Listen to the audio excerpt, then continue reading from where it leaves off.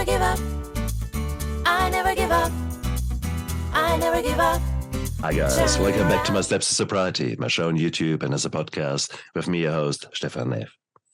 Today I have got a beautiful woman with me. She is Tina Davidson, who is a classical composer. Now, there are not so many of them out there. And I thought, wow, okay. When I heard about that, I thought, wow.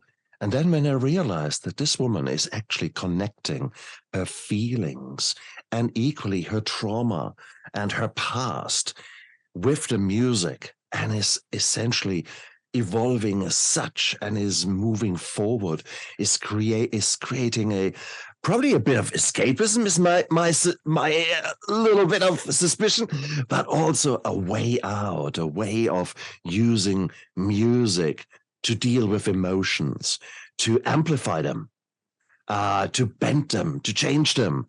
And that is beautiful. That is a power that we all want. So therefore, let's figure out how Tina does it. Tina, welcome to my show.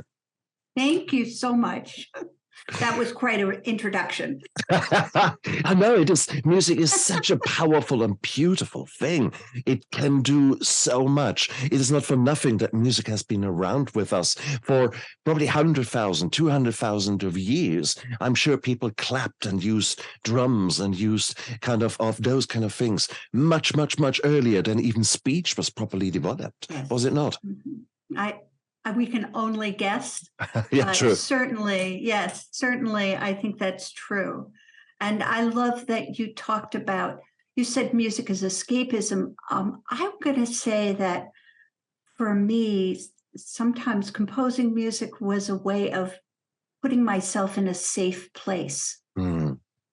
I think that my relationship to music is a little bit analogous. When I was a child, I did a lot of dissociating, and that's, you step back and you're not really present.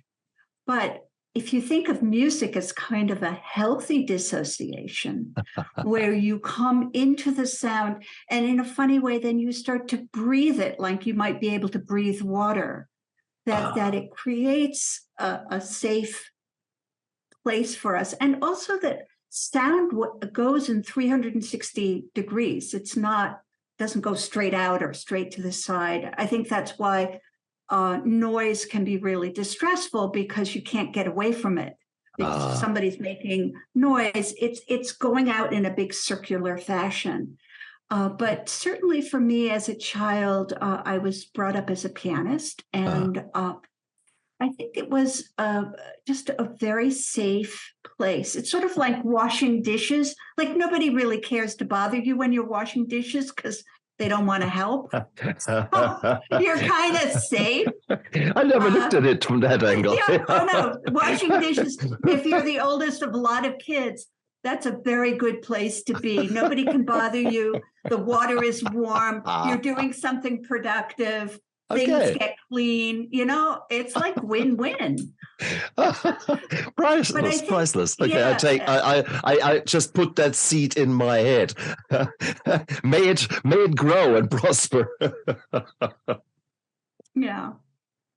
So I think, just from a very early age, particularly since some of the things that I was dealing with were difficult, and I played the piano and I loved it. I also loved books. And so again, that was a very safe world. You just enter a book and you are there, and nobody's yelling at you from within the book. Again, it's very safe. So it's beautiful to hear that. But often enough, children are forced to play the piano. Children are forced to do something. How was your relationship with the piano starting? Well, I started playing when I was 5. And when I probably was practicing an hour a day when I was 7. So my mother decided she'd pay me 5 cents an hour. And later, when I was 9, I renegotiated it to 10 cents an hour. Excellent. So I felt like, I loved playing the piano, but I also loved reading. And one of the things that I would do when I was really naughty is I'd memorize my music and put my novel up on the piano. My mother would start the timer and I'd read my music, I'd read my book. It didn't do a lot for my practicing. And finally, my teacher sort of caught on and he said, "You didn't practice." And I'm like going, "No, well, I was playing, but not practicing." It wasn't until I was in college that I was at Bennington College, and I had gone to a conservatory in Germany and had studied in Israel at the Tel Aviv School of Music by the time I got to college. And so I was a really good pianist. But in Bennington, they felt that all performers should be composers and all composers should be performers. Excellent. So I had to take this composition class, and I was very grumpy about it. I thought, I was young and naive, and I thought all great music had already been written. And I had never played any music by a woman composer. It never occurred to me that women could make that as a career choice. But I wrote music, and within the first semester, the first 3 months, it was something I had to do. And when I think about it now, I think it offered me a voice to express myself. But if you listen to it, you wouldn't know exactly what I was saying. There's a kind of anonymity about composing music. You can't say, "Oh, you really hate your mother," or, "Oh, you're having problems in your love life." It's very anonymous. So I don't know if all composers compose about their own lives. I always have. I've always used it as a way of understanding myself better and deeper. But I think, there's a wonderful quote, and I've forgotten, it's Mumford, the philosopher. He said that the artistic endeavor is to be heard, but not to be found. To be heard, but not to be found. How intriguing. How intriguing, because that sort of goes against the grain of every performer out there. So is composing essentially a safe way for an empath to enter the music world? Yes, I think also the idea of being visible is really, all the performance arts are really about being visible. You have something to say, but you want other people to see it, hear it, receive it. And that I had to acknowledge very early on that as a composer, I did want visibility. Now that can be different than fame. Fame is good, but I think the essence of fame is visibility, that people see you. And I grew up not feeling seen. And, when I look back at it now in hindsight, I think that was also part of what really attracted me to me, that I could I could speak my truth, I could heave my heart into my mouth, and I would be visible. I would be able to be seen and acknowledged. And, we have all different kinds of level of being acknowledged. I think in my family, I felt a kind of a lack of acknowledgement. And so then this became kind of wanting that acknowledgement for myself. In the beginning, I certainly wasn't clear about these things, but I've always thought deeply about the process and about my connection. And in fact, I will now say that I also wrote a book that's just published this year, Let Your Heart Be Broken. And I am finding that in the book, I really articulate my musical process. And I'm so interested that musicians are going, wow, you're putting words to something that I understand and know, but we don't usually talk about. In the music world, we don't usually talk about the process, or we will demonstrate the process like, you're going to play like this, and, the phrasing is like that. But to actually find words to help us maybe understand it deeper, or even to explain to the non-musician why our relationship to music is so important to us. Yet, I mean, So, what you're describing is a unique challenge, because music goes much deeper than the words. Music goes deep into the soul, into it triggers emotions, good, bad. It doesn't care, the music. Obviously, there are some genres where the blues or certain more sadder kind of things there. Okay, of course, they bring out the tears, they bring out the more heartfelt emotions. But there's some music that just sets you up to be more invigorated. So we are playing with emotions. We are playing with states of minds by using the right choice of instruments, the right mood that we are setting with it, the right minors, majors, the combinations, and it's so beautiful. You are creating states of minds, but you're doing so not with words of the consciousness, but you're going to the subconscious, and you are basically working like a I don't know. I'm lacking the words now, but it is you're working on a level that is way below our consciousness, isn't it? I think so. I don't like to give music some airs that it's like this magical thing that's different than any of the art forms. Each art form is really different and appeals to us in a different way. It is interesting that people who have lost the ability to speak because of a stroke or a brain tumor, and I had an occasion, my beloved niece, who was a teenager, had a brain cancer and was dying, and I was helping with a home care for the last 5 weeks, and she couldn't speak, but she could sing. And with the singing, she was singing Wicked, were words. She could sing the words of Wicked, but she couldn't speak. Oh. And I've heard that one way that they teach people to learn to speak again because of strokes is through music.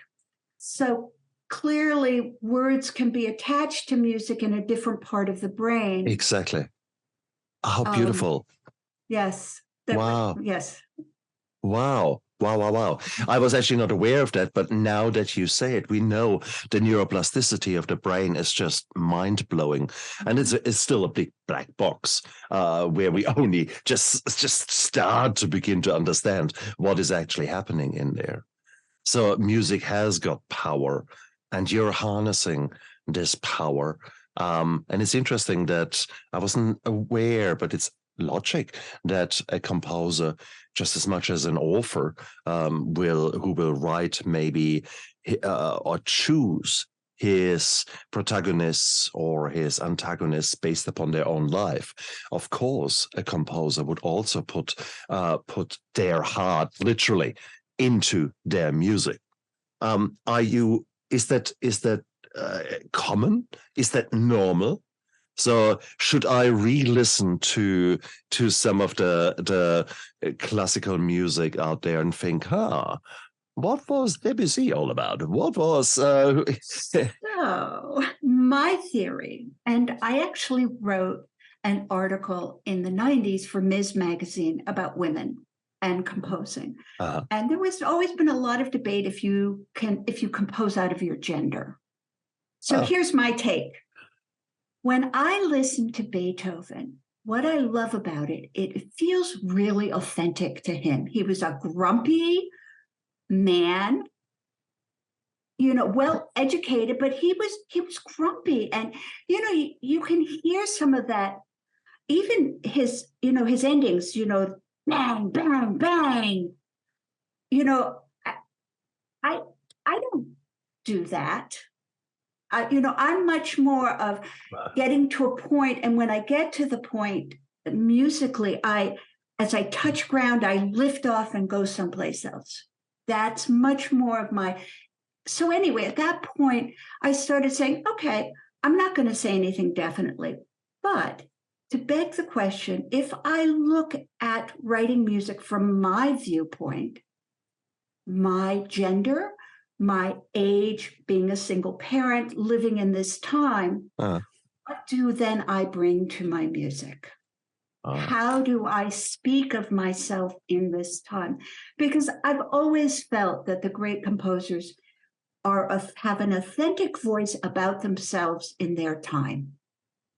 That's my take on classical music, having played it for over 50 years, is that what I love about them is the authentic, I am hearing a Bach or a Beethoven or a Schubert or a Debussy or Podolsky, who's so whimsical.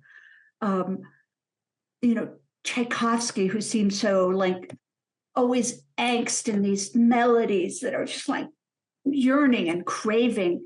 So personally, I've always felt that I write from who I am and maybe hopefully who I'm becoming. yeah. So perhaps I'll have a question to myself as I'm writing a piece of music. And for instance, I use a lot of different titles. So in my 40s, I was divorced, a single parent, and I wrote a piece called Fire on the Mountain. And it's actually about love. It was about that I had a dream that I was trying to take a photograph of a horse who was lying on a couch outside. And I couldn't get him in my viewfinder. So I realized I had to step back. And when I stepped back, I looked up at the mountain and there was, I don't know, maybe beautiful sunlight, or maybe there was actually fire. But I thought, oh, fire on the mountain. I get too close to love. I get overwhelmed and too close. I need to step back. And so the whole piece is about my relationship at that point with love. I'm not saying that you'd go, oh, there she met a boy. It's just, I hold that idea in my head and then I write the piece. Beautiful. But it's very rhythmic. It's very, it tends to be crashing about, and finally it kind of breaks apart. And, once it's broken apart, it just, I don't know, goes up to heaven. There's this beautiful melody at the end. But that's how I compose music, and I can't say that other people do. I just don't know. I don't want to say that, I don't want to say, oh, I'm an authority. Oh, no. What comes first? What is the chicken? What is the egg here? Does your emotion come first? So you bring in the emotion, you visualize this emotion, you get this picture, and then see what your hands do as a pianist. Does it just come out? I mean, when I wrote my book, My Steps to Sobriety, it all started with my wife saying, well, why don't you actually write about your journey? And I thought, no, I can never do that. No. And I started writing and I couldn't stop. And I started writing and it just came out of my fingers. And there were moments when I was writing where literally my eyes were looking, what the hell are you writing there? And, whoa, really? So my fingers came with my soul poured out through my fingers with my consciousness being behind and learning interesting. I didn't realize that. Is it a similar path with you? Right now I'm going to be starting a new piece called Shimmer. And I've been thinking about this piece for a long time. I don't even know what it is, but this idea of something that's shimmering or oscillating or glowing or maybe expanding. So I will just hold that as I write material. And you're right. Sometimes trash comes out. I'm like going, whoa.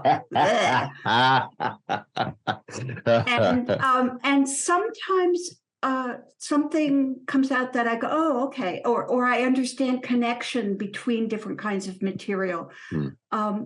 What I find in the process is I put myself into the music, and when it's finished, it's almost like the music has taught me something. Absolutely.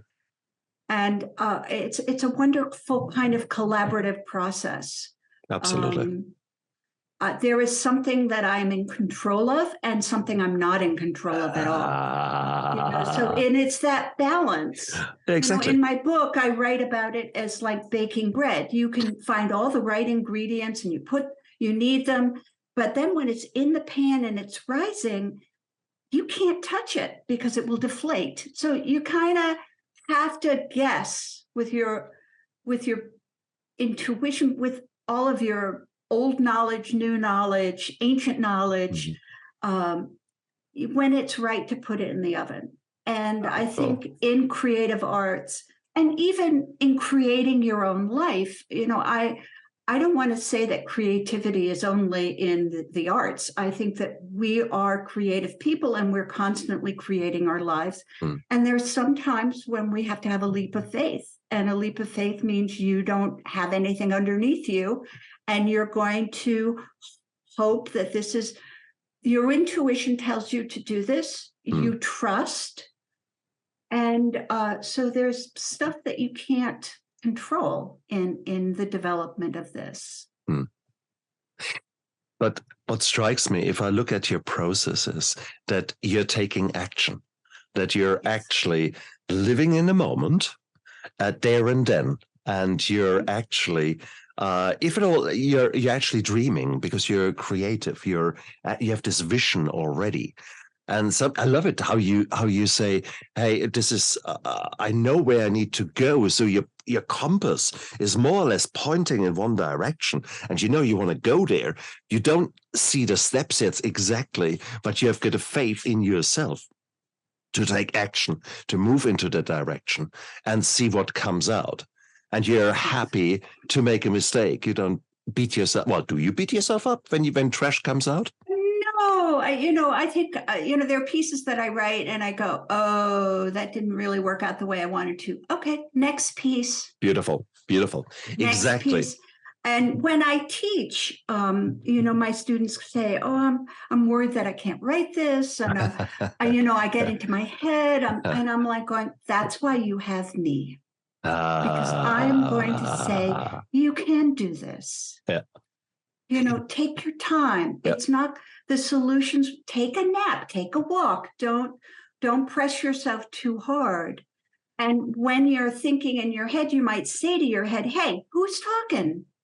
It's usually one of the little ones who are talking, who are saying to you, oh, you're just no good. And you can't do. And usually I turn to them and say, hey, honey, I'm here. I'm okay. You're okay. I'm in charge. I'll take care of business. Thanks for letting me know. It's a little distressful. And you can go back and play. I never heard it visualized as a mum would say to a child or etc. Oh, there are lots of parts of me that could run amok. Oh yeah, just create chaos and have created chaos for me. Have you ever felt like an imposter? Who are you to write music? Who are you? Look at you, Tina. Oh, that kind of. I'm not quite. I don't quite have the imposters, although it might be disguised.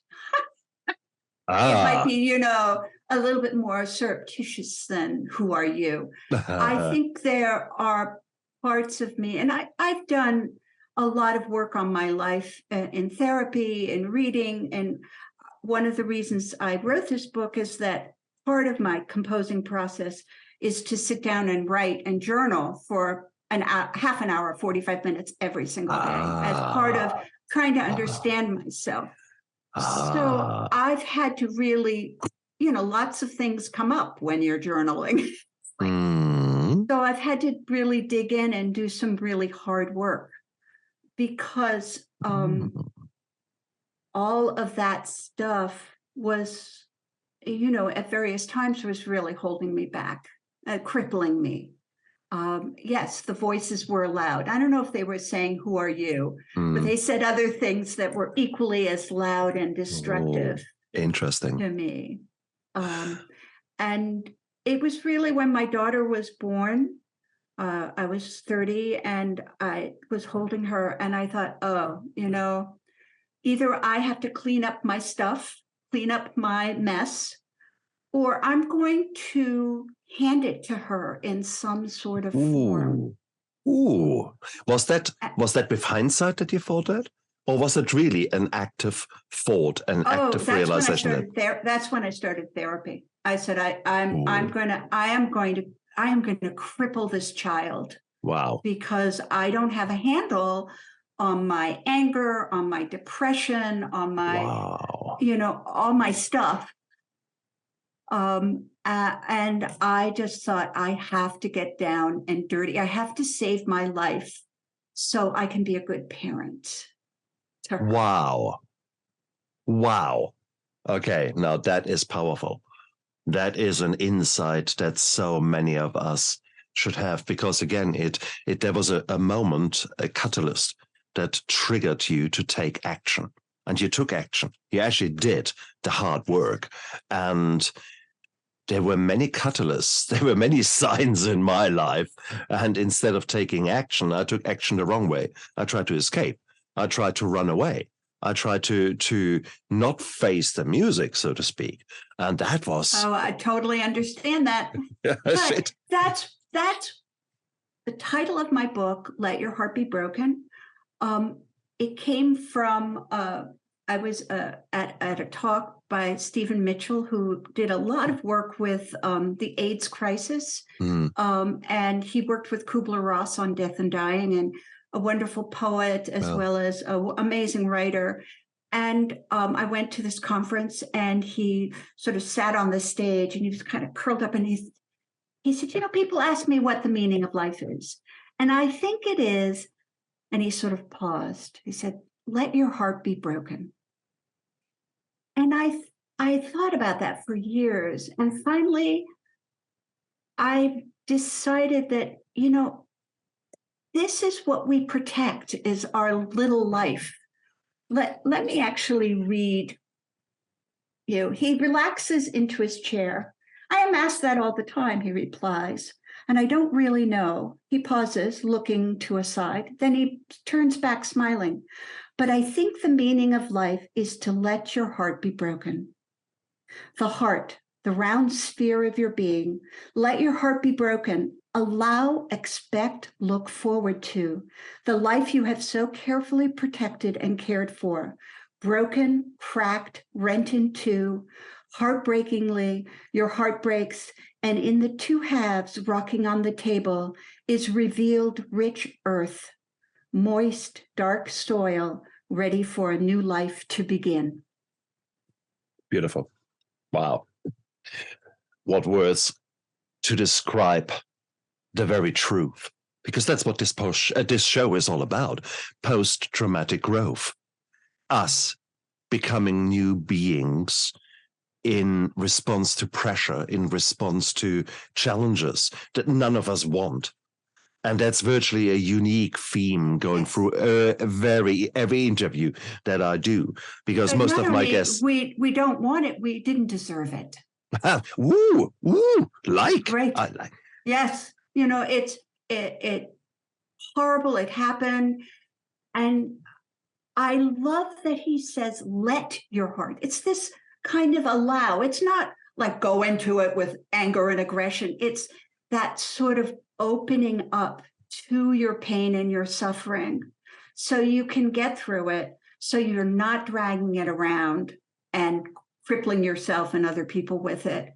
And the miracle is that experience provides this amazing, rich soil so you can create a new life. And I think it is the hardship that creates empathy and compassion and understanding. It kind of makes you a better person if you're willing to get through it. And it's not passive, but you are willing to step in into the fire. Absolutely. And I have not seen music as that. I have seen music as a tool to bring out my emotions. So in the past, I must have been emotionally quite crippled, so to speak, because it was often only with the help of music and a bit of red wine that suddenly I was able to cry. Suddenly I was able to bring out a wave of emotions that was washing over me. Let it be dopamine, let it be all the other beautiful mixes of weird things. But I mean, put on Les Miserables and give me darkness and a wine, and it comes out. Isn't that interesting? Isn't it snot? So maybe even the natural child is in there with that music and is able to really express themselves. Exactly. But you go 2 steps further. You're not just letting a feeling come out, but you are visualizing something. And then and that visualization is a result of feelings. And then you're actually dealing with it. So you're actually taking action. You're not just bringing it out and see what happens. You're actually molding it, forming it, sensing it. So it's a very different game that you're playing. Well, I think you're right. Yeah. It's not like, oh, look at that, my heart's broken. Yeah, Whoa. exactly. Yeah. Wow. And the compassion for yourself, that even when you deal with something, it kind of, what do they say in Al-Anon, it changes clothing and gets back in line, that you have to deal with it again. It's not over. I like that. It's a hard lesson to learn, that as much as we work and as much as we are in charge of the problem, whatever it is, it does come back, and we have to look at it again and work on it again. It's my experience is it's kind of like grieving. It's never as bad as the first wave of grief. The second wave is pretty bad too, and the third wave is pretty horrible, and the fourth wave you go, oh my God.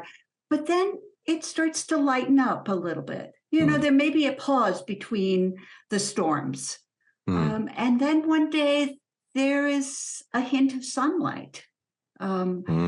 And so there is that, and years later, it may still be raining, and you can, but it's not as heavy. It's maybe a misting or a sprinkle, or you still have to get your raincoat on. But okay, that's beautiful.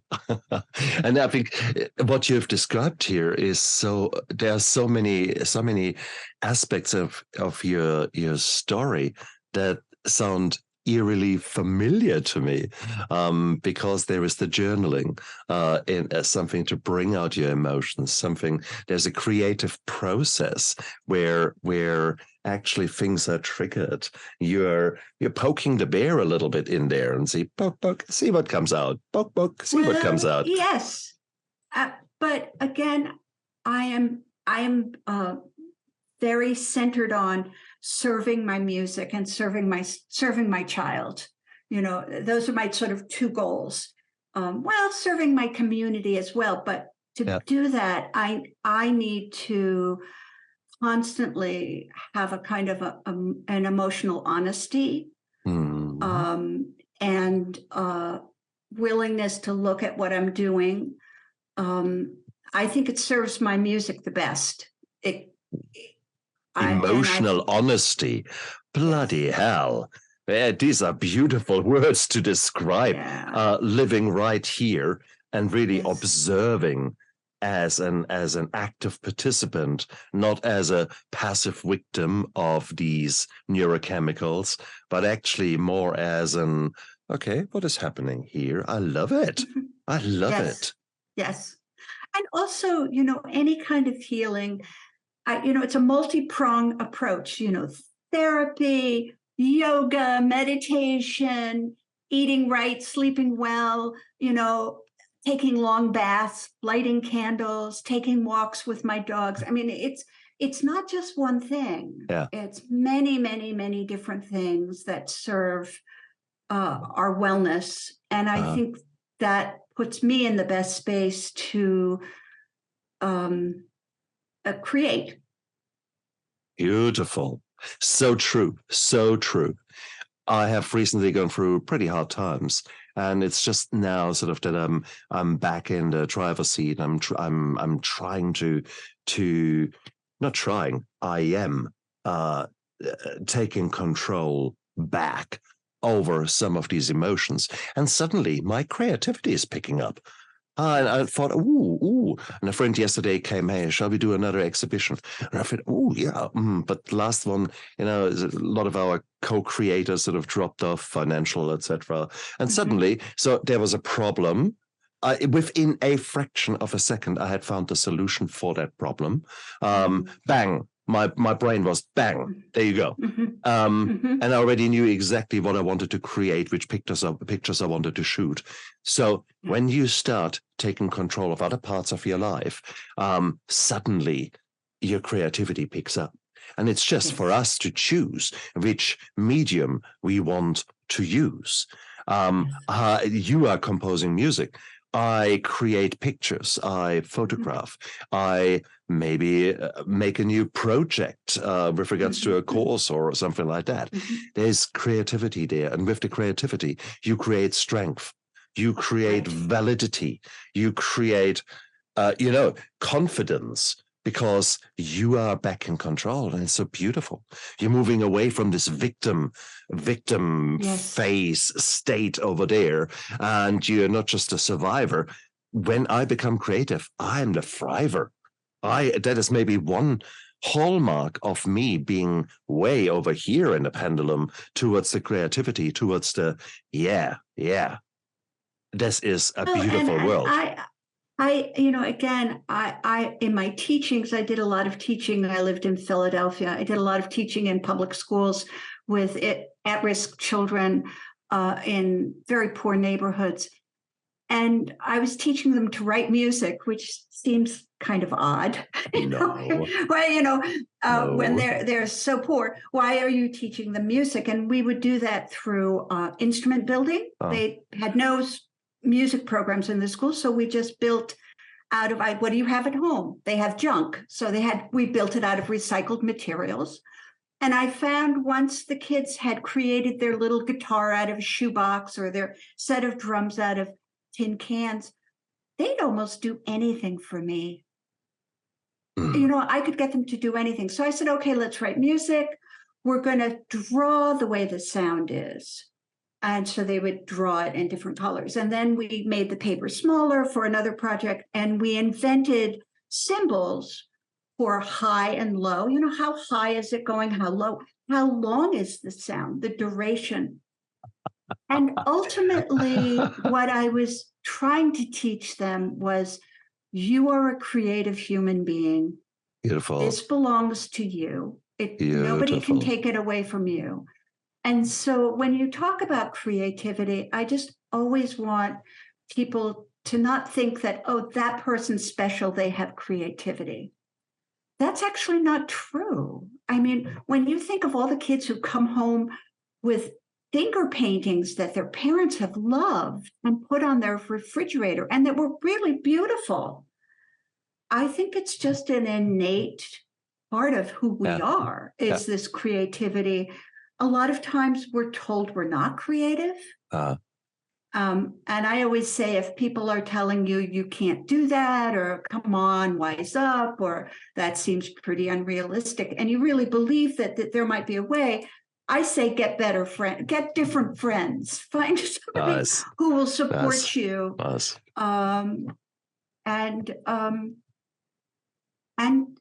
So if I have, part of what I want to articulate is that we all have creativity. Yeah. It needs to be honored. Yeah. And it needs to be given a safe place to prosper.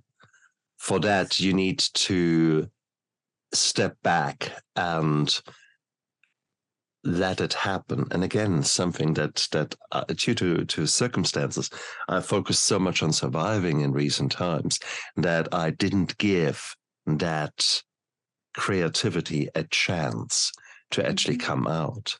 And creativity can come in so many forms.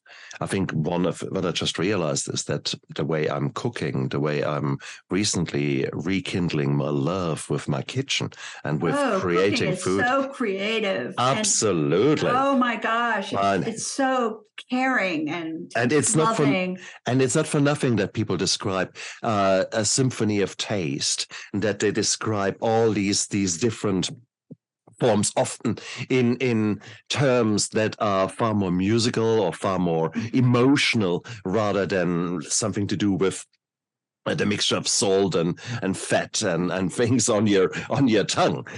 So yes, you're right. It is, creativity can come in any way, shape, and color. And if we can foster that, Yes. how beautiful is it? Because if we do that at a young age, we can maybe create stronger human beings rather than repairing broken adults. Right, more resilient, because they have more to trust. Exactly. That maybe they can get out of this situation. Exactly. Creativity offers you possibilities beyond what you can see. Absolutely. Beautiful. So it is a wonderful metaphor for living life, a rich life. So true. And it is because you're willing to try. Maybe you also are then willing to give it a go with a relationship. You're willing to take that leap of faith with maybe some wise investments, which you otherwise would have never done. So you never know where this growing strength that you're creating in yourself, where that oozes over into other areas of your life. And that's the beautiful thing. So creativity and having a outlet for your emotions to grow, and even in your case to play and to mold and to come out, that is beautiful. And I think that is so wonderful for all of us to learn from you. To actually take more control. You have taken control of your process. You've formalized it to a certain degree with the help of decades of experience. But that doesn't mean to say that we all cannot start being creative, and by actually just setting some time aside where we switch off our phones, where we actually tell people, no, this is my time, and now let's actually experience an emotion and see how I can translate that emotion maybe into words, poetry, journaling, writing a book, maybe into sound. Why not singing, humming, even maybe formalizing it, learning how to sing, learning how to play an instrument, learning how to compose. Who says you can't? And exactly. And I want to put in an example of something that's in my book. At a certain point, I was having a great deal of difficulty with my parents. And I decided what I needed to do was to forgive them. I certainly didn't want to forgive them. But I decided that I would, when I was walking the dogs, I would say, I forgive you, Mom or Dad. But I wouldn't have to mean it necessarily. So I gave myself permission, which actually was so smart. So I'd walk this dog, and she was a bull terrier. So she pulled, and it was hot in the streets of Philadelphia and dirty. And I'd start with myself, I forgive you, and there were things, and I'd forgive my daughter, and I'd forgive my ex-husband. I forgive my brothers and sisters. And about 20 minutes in the walk, I was forgiving my mother and my father. And I would say, oh, I forgive you, you horrible, and my hair was crazy and I was ranting and raving. I must have scared a whole neighborhood. They must have said, oh, that crazy woman. I did it for a year. And what I noticed was changes. It didn't restore me to a loving relationship with my mother and my stepfather, but I could be kind to them. I could stay in the room with them. I didn't have to leave. Oh, nice. Oh. I could one Christmas they gave me a present and I said, thank you. And when my mother was in her last years of life and needed help, I could help. And I think sometimes we think forgiveness will change the story. We'll make it all better, and we'll get back that parent that wasn't able to give us what we needed. But for me, it was a healing within me that I could be kind to them. I could let go of my anger. Wow. I could go up, and when my mother was, in the throes of Alzheimer's, she'd say, who are you? And I'd say, well, I am your daughter. And I wasn't offended. I wasn't angry. It was amazing. Wow. I was free to go. Wow. And it started by saying, I'll say this, I don't have to mean it. Wow. And so I'm thinking that when people try to be creative, they don't have to at that moment see themselves as creative. They're Sure. just going to do it. Correct. 100% And then agreed. slowly it starts to attach to you. Mm. Forgiveness started to attach to me. And I think that. it was that willingness to give myself permission not to have to put on the wrong clothing that didn't fit me, the forgiveness clothing. And I was walking around kind of all bundled up, but just to say, I'm going to say this, I don't have to mean it, and I'm going to see what happens. Wow. Wow. And I think that's intriguing. That's very intriguing. I'm a perfectionist, and that can be very handy when you're an anesthetist and as a doctor. That's cool. But it's not so cool when you actually try to do something the very first time, because it's very likely that you fail, or that the outcome is not the 100% that you aspire to.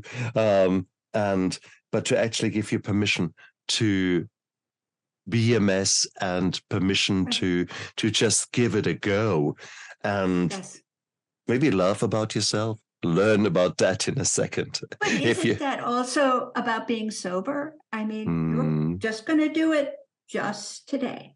That's all. True. That's all. True. What about tomorrow? No. That's right.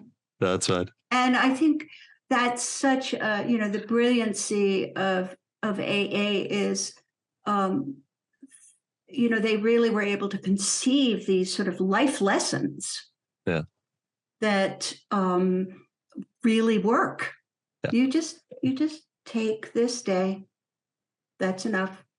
And today, you're absolutely right. I'm going to try to do this, and I'm going to forgive myself in advance if it fails.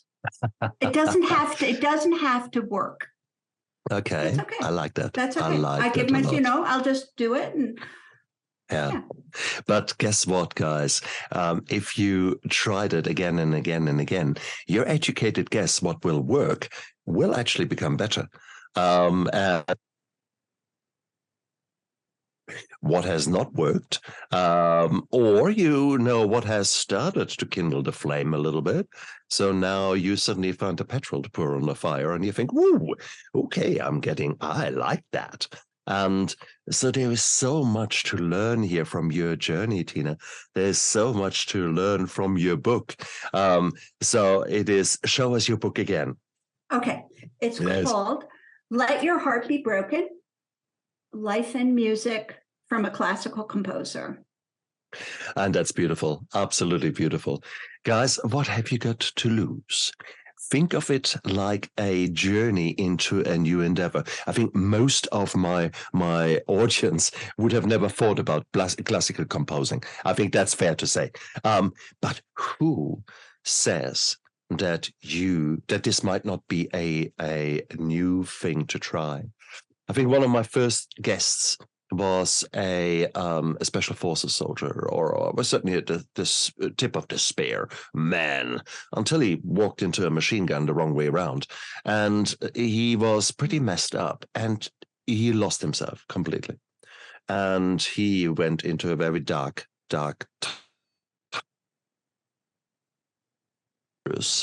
he listened to the people around him and said, look, come along. And today we're going to play golf. Why don't you come along? And he gave it a shot. And golf was not for him. And another time they came along and said, look, tonight we're going to go up to stand-up comedy. And we just all give it a shot as being comedian. Well, guess what he is now? Exactly. really? Comedian. Exactly. He was willing to give it a shot. He was willing to just improv and go out there. And I think that is the lesson. We are often shying away due to conditioning, due to fear, due to some crap messages that were laid down in our childhood that stop us from prospering, that stop us from going out there. And I think what I've learned is that there is so much that I can gain from giving it a shot, from giving it a try, from going out there and just exposing myself. And even if it turns out immediately to custard, it is what it is. Mm-hmm. There are some competitions, some shooting competitions I go to, and from the word go, I know I will not hit even a barn door. I've heard it both ways. The barn door, and that's okay. That's okay. I will still actually learn a lot. So even if I don't come home with a medal, I come home with a lot of experience, and I've grown. I was willing to put myself out there. I was willing to just give it a go, and I think that is what you are doing. You're having this little direction, that little vision, and you say, okay, let me compose something and see what comes out. Well, let me write a book and get it published. Yeah, well, that's another way. So see, it's infectious. You're starting, it oozes over in other aspects of your life, and it's beautiful. So you're an amazing woman, Tina. Thank you. It is lovely to talk to you. It's lovely to see actually that there are so many similarities, but there's also, I've learned a lot today with regards to the impact of music and how you actually use it as an active medium rather than passive to listen to it. You're creating it. And that is, I didn't grasp onto that. So I have grown today. And for that, I'm very, very grateful to you. Thank you. Oh, hell yes. If people want to find more out about you, where can they go? Where can they find you? My website is www.tinadavidson.com. You can find me on Facebook. Yeah. You can find me on Spotify. Oh, well. You can search my music on Spotify. Excellent. Instagram. Fantastic. Yeah, cool. Yeah. Guys, look down there into the description of the YouTube video and podcast, because all of the information and the links are down there. Tina, thank you so much for making my day a bit of a better day. My day has started off very creative, actually. I've learned a lot. So I'm very grateful. Hopefully that you gave permission to my viewers and listeners to actually say, why don't I give it a go? And why don't I take action and see where it leads me to? Yes. And you never know. I love that. You never know. Tina, thank you so much for being a guest on my show. You're amazing. I can't wait to see where you are going. I will actually listen to quite a few bits of your music now and try to think, what was she thinking? And maybe yeah, exactly. So it is. But remember that when I put my music out to you and I share it to you and you listen to it, my real goal is not that you understand me, but that you understand you. Ooh, exactly. Oh, nice. Tina, you're amazing. Thank you so much for being a guest on my show. And you guys out there, look after yourself and live with passion. Bye. I never give up. I never give up. I never give up. Turn around.